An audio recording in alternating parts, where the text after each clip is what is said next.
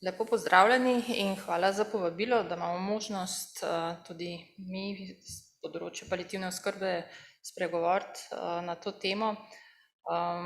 Za razliko od moje kolegice, družinske zdravnice, moram reči, da mi se, bom rekla, skoraj vsakodnevno srečujemo z ljudmi v zadnjem obdobju življenja. Zdaj, ko smo o teh številkah govorili, sem prav pobrskala po mojemu spominu. V zadnje pol leta je nekako preko 400 bolnikov umrlo v naši oskrbi, našega celotnega tima, in to so bili bolniki, kjer smo bili vključeni mogoče zadnji dan njihovega življenja, nekateri pa so bili z nami tudi več let, zadnjih par let njihovega življenja, tako da dejansko imamo zelo različne zgodbe, ampak zgodbe so take, ki nam dajo eno glavno sporočilo in mislim, da je to tisto, kar bi rada danes res sporočila, to, da bolniki večinoma res želijo živeti, a veste, in oni sprašujejo, kako narediti, da bo njihovo življenje kvalitetno, kaj lahko mi naredimo, da bo čim dlje in da bo čim boljše. Seveda, če me vprašate, ali res nisem nikoli slišala za nobenega, ki bi želel evtanazijo ali pa bi želel, da bi se njegovo življenje predčasno prekinilo, bom odkrito povedala, da sem. Recimo prejšnji teden smo bili klicani bolniku na domu, kjer nismo bili do zdaj nikoli vključeni še, to se pravi, prva obravnava je bila na domu, ko je žena odprla vrata, dejansko bilo takoj videti, da je bolnik v veliki stiski, v bolečinah, in ko sem prisedla k njemu, je dejansko v prvem trenutku je rekel, dajte nekaj narediti, samo da od tega konc, tako se ne da živeti, a ne. In a veste, on je bil v grozni stiski, žena je bila v grozni stiski in konec koncev tudi mi, ko smo tja prišli, smo bili v stiski, smo rekli, joj, kaj se dogaja, kako je možno, da smo bolnika v taki situaciji dobili. Ampak veste, pol, ko smo dejansko situacijo pomirili, bolniku dali zdravila za bolečino, pol ure kasneje je dejansko beseda stekla in bolnik po temu že, pol, ko mu je bolečina popustila, smo se začeli pogovarjati o drugih stvareh, tisto, kar je z njega bilo pomembno, v družini, kar je bilo pomembno. Tako da hočem vam povedati, da ja, s temi vprašanji se srečujemo, tudi, bom rekla, na terenu, v bolnišnicah, ampak ponavadi je to klic na pomoč, pomagajte nam urediti nek moteč ali pa res hud simptom, ki je nastal, a ne. In zato je moje današnje sporočilo mojega predavanja bolj o tem, da moramo govoriti o paliativni oskrbi, da bomo tem bolnikom pravočasno lahko omogočili dostop do ustrezne obravnave in da jim bomo lahko lajšali to obdobje, zadnje obdobje njihovega življenja. Tako da teh naših zgodb je res veliko, ampak večinoma, kot sem rekla, bolniki si želijo živeti in vedno znova je, ali večkrat imamo ta težka vprašanja, a res nimate še kaj, kakšno možnost, še kako drugače, da bi a veste, še to bi rad naredil, še to bom cilja, ne. Tako da večkrat se pogovarjamo o teh stvareh, kakor pa o teh željah po predčasni prekinitvi življenja. Zdaj, sama definicija paliativne oskrbe, mislim, da jo več ali manj vsi poznamo, bila je že danes na kratko predstavljena, gre za aktivno celostno pomoč bolnikom vseh starosti, na žalost tudi majhnih otrok, ko gre za neko neozdravljivo napredovalo bolezen in pa ne samo paliativna oskrba, ne skrbi samo za bolnika, ampak smo tam tudi za svojce, ker dejansko poskušamo celo družino nekako podpreti v tem obdobju. In tem svojcem pomagamo tudi po smrti njihovega bližnjega v času žalovanja. To definicijo, kako vidite, je WHO definicija že zelo stara, naš državni program paliativne oskrbe, ki ga imamo od 2010, pa je to definicijo povzel in nekako se tega držimo. Naša obravnava poskuša biti celostna, tako kot je kolegica povedala, da družinski zdravniki poskušajo celostno, to je tisto, kar želi tudi paliativna oskrba in poskrbimo za bolnika, poskušamo poskrbeti čim bolj tudi za svojce in pa, če le možno, poskušamo opozoriti tiste skupine prebivalstva, ki so včasih kar malo pozabljeni, to so kakšni otroci v teh družinah, na katere je treba tudi pomisliti, no, in to tudi paliativna oskrba vedno znova opozarja na te stvari. Zaprav, eno od mojih sporočil danes je, da je paliativna oskrba obravnava bolnika obravnava bolnika in družino celostno in pa seveda prilagojeno na njegove potrebe, glede na njegovo bolezen, glede na njegove vrednote in izkušnje. Ker vsak bolnik ima neko svojo zgodbo. Zdajle, tudi prejle tamle sedela, sem razmišljala, trenutno imamo mi na oddelku 3 bolnice, bomo rekli, z isto diagnozo. Imajo ovarijski rak, bi rekel, ok, bojo imeli iste probleme. Nič slučajno. Ena je bila sprejeta zaradi 44 hemoglobina, zato ker je masivno zakrvela, druga ima hiperkalcemijo, prišla dezorientirana zaradi tega, tretja je prišla zaradi okužbe. To čisto medicinsko gledamo, ampak po drugi strani pa ena je mama, ima 2 otroka, že vnuke, moža več nima, ko ga je izgubila, druga ima samo moža, tretja je pa sama. Tako da vsaka ima svojo zgodbo in to je tisto, kar je po eni strani ta lastnost paliativne oskrbe, da se na vsakega bolnika poskušamo čim bolj prilagoditi. Ne samo na bolezen, ampak na njeno, mislim, na stanje celotne potrebe bolnika, ki ga ima. Zdaj, ena pomembna stvar ali pa sporočilo je tudi to, da paliativna oskrba ni samo obdobje zadnjih dni življenja. To še vedno vse posod nekako velja, bolnik je začel aktivno umirati, zdaj pa je za paliativno oskrbo. Paliativno oskrbo, če jo hočemo izvajati dobro, moramo začeti zgodaj.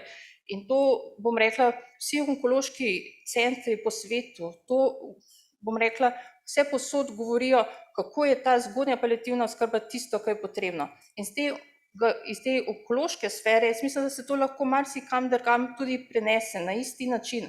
Se pravi, tista prava paliativna oskrba se začne že v času, ko je še specifično zdravljenje na voljo in se takrat integrira v to oskrbo, ker takrat bolnik pove, kaj si želi, kaj so njegove vrednote, kaj tisto, kar si on želi tudi v zadnjem obdobju. Za bolnika, ki smo ga spoznali v zadnjih dnevih življenja, tam nismo mogli verjetno narediti vsega tako, kot bi verjetno on želel. Ne vem, ker ne poznamo zgodbe. Tiste bolnike, ki pa poznamo dlje časa, tam pa vemo, kaj so njihove želje, kaj si želijo in poskušamo potem tudi tako našo obravnavo nekako voditi. Tako da paliativna oskrba ni samo zadnji dnevi življenja, ampak moramo se zavedati, da je to več obdobij in da je treba paliativno oskrbo integrirati v naše temeljne vede, to se pravi ne samo v onkologijo, tudi verjetno v kardiologijo, v pulmologijo, v vse te vede, ki imajo kronična neozdravljiva stanja. In to mora biti pravočasno.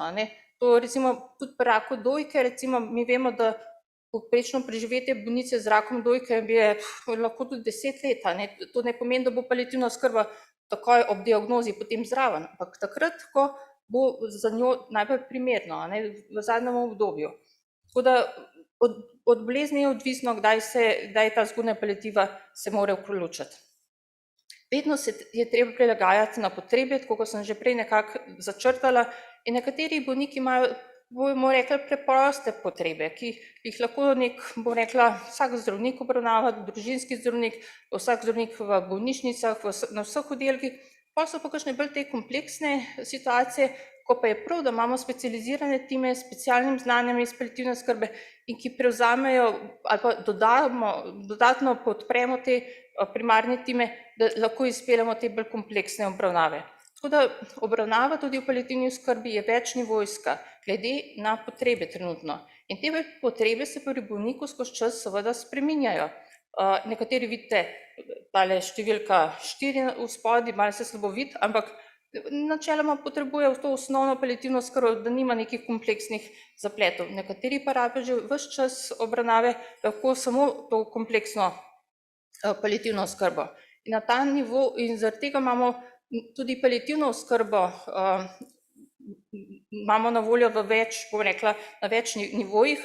Zdaj, tukaj pri nas v Sloveniji, seveda, ker imamo še zelo pomanjkanje teh struktur, seveda je vse malo pomešano, marsikdaj, ampak tako naj bi to funkcioniralo. To je nek model, ki recimo deluje v Avstraliji, tam imajo zelo dobro paliativno oskrbo razvito in k temu je prav, da bi tudi mi strmeli tudi v našem okolju. Tole je mreža paliativne oskrbe, ki bi bilo fajn, če bi tako funkcionirala. Da bi bili, bom rekla, družinski zdravniki, vidite, v centru in podprli bolnika na domu, tam, kjer si bolniki večinoma želijo biti, seveda morajo pa tudi funkcionirati vse te lekarne, socialne službe in te stvari na terenu. Pa smo pa še mi ostali, bom rekla, bolnišnice, terciarni centri, ki pa skočimo takrat, ko ima bolnik neke bolj kompleksne potrebe, tudi recimo mobilni paliativni timi so specializirane enote, ki podprejo, bom rekla, ta primarni tim v domačem okolju. Kje smo in kaj imamo v Sloveniji? Ne moramo reči, da nič nimamo, daleč od tega, marsikaj je. Ali bi lahko imeli več? Ja, seveda bi lahko imeli več, ampak to mislim, da tudi razvite države bi rekle, da bi lahko imeli več. Ampak pomembno je, da gremo naprej in da delamo na tem, da bi bila paliativna oskrba čim boljša in da bi bila čim bolj dosegljiva vsem tem ljudem, ki jo potrebujejo.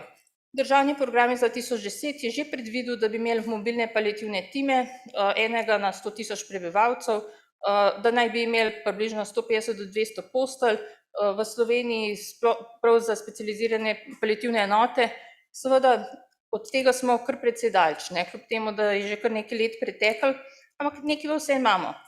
Kar je pomembno, tukajle vidite, nič ni označeno, ravno zato, ker morate vedeti, da če tukajle naredila vse pikce, kjer delajo družinski zdravniki, bi bilo veliko pikc, ker družinski zdravniki so tisti, ki primarno izvajajo paliativno oskrbo in mi res dobro sodelujemo z družinskimi zdravniki.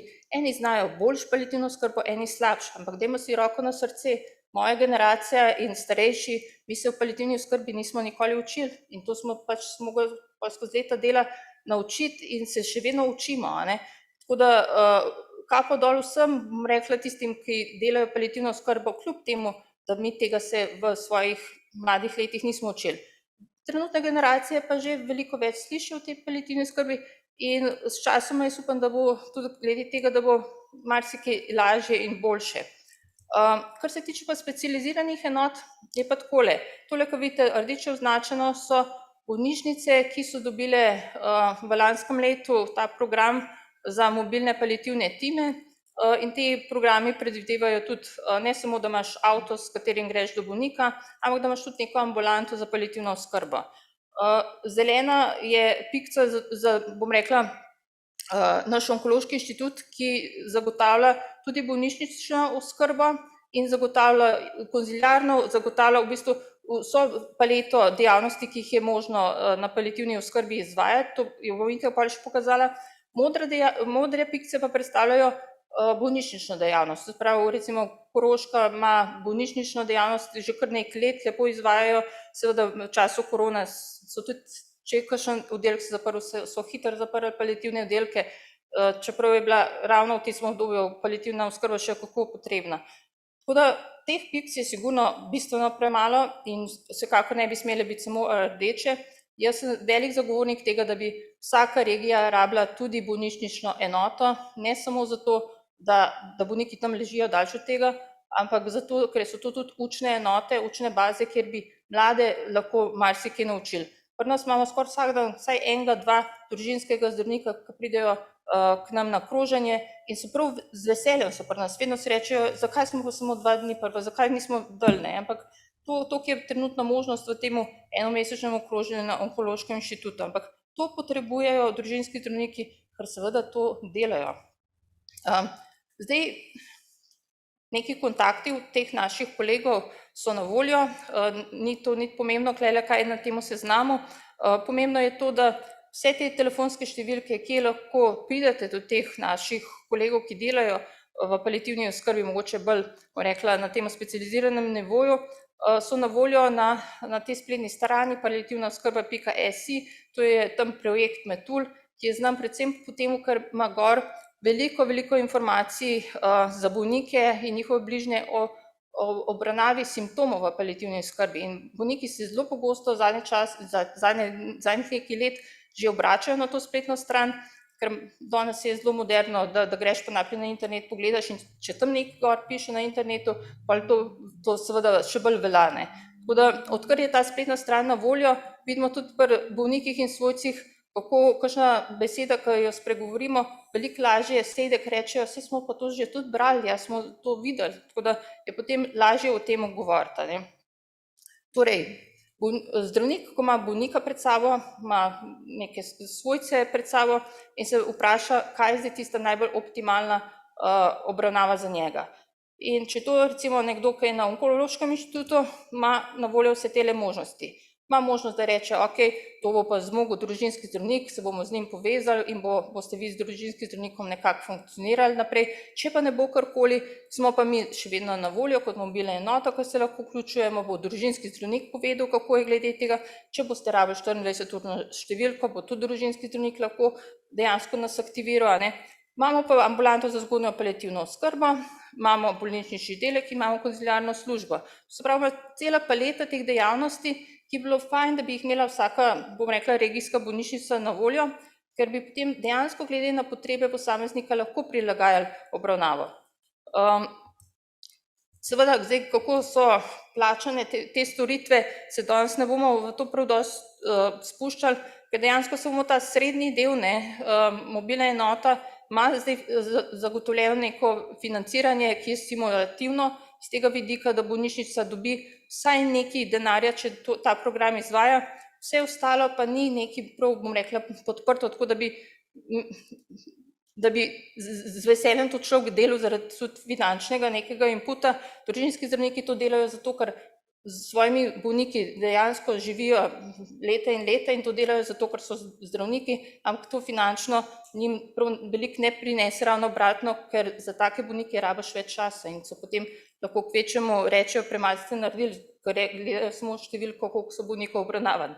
V paliativi pa rabiš čas in ta čas pa zavarovalnice ne vidijo, koliko pravimo časa za te bolnike. Torej, če hočemo, da se bo paliativna oskrba izvajala kakovostno, je treba razviti vse elemente mreže, ne samo mobilne enote, ne samo bolnišnice, ne samo družinske zdravnike, vsi skupaj. Edino tako bomo lahko naredili nekaj dobrega in to ne samo v ljubljanski regiji ali pa v srednjeslovenski, ampak v vseh regijah. Kot ste videli, tudi tiste pikce, ki sem kazala, tam proti vzhodu jih je bilo več, zahod pa kar nekako ni. In seveda veste, kako so te bolniki v stiski, pa tudi patronažne sestre, pa družinski zdravniki, kam se pa mi lahko obrnemo. In zdaj trenutno se zahodni del, velik del se jih obrača na osrednjo Slovenijo, na Ljubljano. In mi se dejansko v teh klicih vse posod zelo utapljamo. In zato tudi kakovost policista, ki bi jo hotel človek izvajati. Zdaj, glede številk, koliko je paliativna oskrba potrebna? Sigurno je teh bolnikov veliko. Mi vemo, da samo onkoloških bolnikov umre vsako leto, mislim, zdaj smo približno pri 6.000 na leto, pa vemo, da niso samo onkološki bolniki tisti, ki rabijo paliativno oskrbo, ravno obratno. Onkološki so samo teli, ki jih vidite tukaj zeleni, umre jih letno, približno Slovencev umre približno 20.000 letno in večji del bolnikov zaradi kroničnih neozdravljivih bolezni. In samo 6.000 je tistih, ki umrejo zaradi raka. Vse ostali so pa zaradi druge bolezni. Ampak tudi drugi bolniki bi si zaslužili paliativno oskrbo v tem zadnjem obdobju. Tako da se moramo zavedati, da paliativno oskrbo je treba prinesti do teh naših bolnikov, ne glede na kakšno diagnozo imajo, in zato se moramo, bom rekla, aktivirati že včeraj, ne samo zdaj, kakor tukaj piše, ampak dejansko moramo vsi narediti tisto, kar lahko kar je v našem dometu. Jaz včasih rečem, se že to, da nisi proti, je že nekaj, samo da se ta dejavnost premika. Ker nažalost moji kolegi, vsaka bolnišnica ima kakšnega svojega kolega, ampak to niso kolegi, ki jih vsi nosijo po rokah, ti kar deli to, super, ampak vedno je neki razlog, zakaj imajo težave s to svojo idejo, da bi to paliativno oskrbo razvijali naprej. Tako da jaz verjamem, da vsako izmed nas lahko nek majhen korakac naredi pri temu, da bomo to paliativno oskrbo spravili en korak naprej. In zdaj pa samo za konec, kratka zgodba od Onkološkega inštituta, pa ne zato, ker bi hoteli nas hvaliti, ravno obratno, hočem vam povedati, kaj so naše bile težave. Zato, ker jaz mislim, da pa ne samo naše, tudi v svetu so bile to težave. Mi nismo začeli z mobilno enoto, tako kot večinoma zdaj po Sloveniji začenjajo s to paliativno oskrbo, mi smo začeli z oddelkom in leta 2010 smo tudi prvič bili akreditirani za center odličnosti, zato ker imamo onkologijo za integrirano paliativno oskrbo. To je mednarodna akreditacija, ki jo vsake 3 leta nas pridejo kontrolirati, a še zagotavljamo te standarde. Ker to je zdaj v tujini za onkologijo, to tako mora biti. Če nimate paliative, pozabite na kakšno akreditacijo. Tako da dejansko za onkologijo paliativna oskrba mora biti zraven. In to 2010 nekako vsake 3 leta nekako obnavljamo, ampak kar je moje sporočilo, je to, da smo šli, vidite, gor so neke letnice, mi smo, če gledaš v zgodovino, že leta 1990 je pa nas Metka Klavišar govorila o neki paliativi in takrat nekaj poskušala narediti, pa potem mogoče ni bilo še čist posluha, ampak že takrat smo nekaj poskušali narediti. In je trajalo nekaj časa do 2007, da smo naredili ta prvi oddelek. Primarij Čerek je takrat postavila, je bila pač, jaz včasih rečem, ta prav buldožer, je hotela to narediti in je tudi naredila, ker jaz sem premila, da je takega ustvarila, ampak ona je to postavila, ker je verjela v to in take ljudi rabimo. In takrat je bil konstelacija in direktor, da pravi to, da se je ta oddelek naredil in to je bil nek začetek nekega razvoja paliativne oskrbe. Ampak veste, takrat je bilo zelo zanikanje, vse tega ne rabimo, vse to bo Primarij Čerek tam nekaj, veste, samo da bomo tiste bolnike nekam dali drugam, Potem so vedno bolj začeli govoriti, pa se mogoče pa to niti ni toliko slabo, ampak vseeno, ko se je ona pojavila na oddelku, kdo nam bo umrl na tem našem oddelku, Tako še vedno je bilo neka stigmatizacija te paliativne oskrbe, čeprav bolniki zaradi raka umrejo, saj vemo vsi, No in potem smo prišli do te tretje faze, to je pa palialija. O tej fazi govorijo ogromno v svetu. Zakaj? To je takrat, ko vsi govorimo, paliativna oskrba je super, to je nekaj, kar je dobro, to je za bolnike dobro, vsi samo same superlative, kar se paliative tiče. Ampak veste, ta faza ni v redu. Ta faza je taka faza, ki dejansko pele največ teh programov paliativne oskrbe v propad. In tako se je tudi več oddelkov v svetu zaprlo, ker dejansko so vsi samo pričakovali, se to pa nekaj dobrega, to pa bojo, ampak ni bilo ne financ, ni bilo ne kadra, ni bilo ničesar, ker ljudje pa, ki delajo paliativno oskrbo, morajo imeti tudi neko podporo v ozadju. In zato je ta tretja faza, o kateri mislim, da smo tudi zdaj v Sloveniji, vsi bi govorili o paliativni oskrbi, ampak mislim, da je izredno nevarna, ker če ne bo ta prave spodbude, če ne bo ta prave podpore, bojo tudi teli moji kolegi, ki delajo po različnih bolnicah, bojo pregoreli in ne bo nič iz teh programov, ki so jih zdaj zaštartali prejšnjo leto. Tako da treba je v bolnišnicah narediti dvonivojsko paliativno oskrbo, na osnovnem nivoju. Jaz vedno rečem, v naši bolnišnici, na Onkološkem inštitutu, vsi zdravniki morajo znati paliativno oskrbo in jo morajo izvajati. Samo tisti najkompleksnejši pridejo na naš oddelek, to je oddelek s 7 posteljami, za tiste najbolj kompleksne. Ampak v naši bolnišnici je pa ogromno bolnikov, ki rabijo paliativno oskrbo v različnih obdobjih, ampak jih je zelo veliko. Tako da dejansko mora zaživeti neka kultura znotraj bolnišnice, kaj je paliativna oskrba in kako se dopolnjujemo naša specializirana z osnovno. Osnovna mora pa biti med vsemi zdravniki. Tole samo tudi kot številke, ampak samo da vidite, kako skozi leta, od leta 2007 smo najprej bolnike obravnavali na oddelku, pol so seveda za akreditacijo se rekli, vi morate imeti še kakšno ambulanto, pa morate kozdeljarne delati, in pa smo počasi še druge dejavnosti noter priključili in lani, hvala Bogu, po več letih, bom rekla, prošenj na ministrstvo, smo dobili tudi ta mobilno enoto na voljo, tako da smo zdaj veseli, da imamo še to komponento pokrito. In tako, če pogledamo po deležih, dejansko samo obravnava v bolnišnični enoti je relativno majhna glede števila obravnav, veliko pa jih imamo, izredno veliko je pa na telefonu, tudi zato, kot sem rekla, nas kličejo iz cele zahodne Slovenije in pa tudi pač naša osrednja Slovenija, tako da je kar veliko tega, ampak bolnišnični oddelek je relativno majhen, kot se reče, številčno, ampak to so res kompleksni bolniki, ki včasih rabijo tudi po 3-4 zdravnike, da nekako skompletiramo vso situacijo, da lahko te bolnike čim bolj kvalitetno oskrbimo. Tako da jaz zdaj prihajam proti koncu mojega te predstavitve o paliativni oskrbi. Upam, da sem nekako povedala, kaj je tisto, zakaj je paliativna oskrba res pomembna in zakaj se moramo vsi mi truditi, mi, ki smo klele, mi, ki poslušate preko Zooma, zakaj vsak izmed nas lahko naredi en majhen korak, da naredimo obravnavo teh bolnikov, ki odhajajo boljše in bolj kakovostno. Tole so ene od zahval teh bolnikov.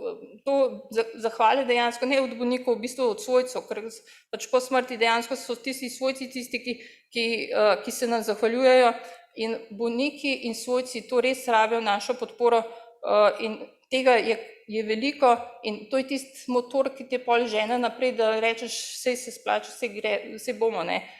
Ampak verjemite mi, če ne bomo skupaj delali to paliativno oskrbo, vsi skupaj na vseh nivojih, potem bo preveč nas kolegov izgorel in bomo počasi, dejansko greš pol neko drugo pot, tako da ti sam preživiš. Tako da,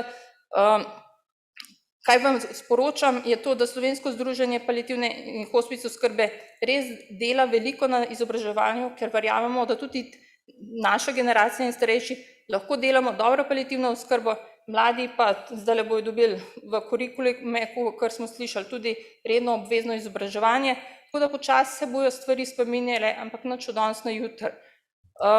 Tlele je mogoče ena od naših publikacij iz 2 let nazaj, čisto o osnovnih temeljnih pojmih glede paliativne oskrbe. To ponavadi vsem študentom, ko pridejo k nam na okroženje, dam, da si te osnove preberejo.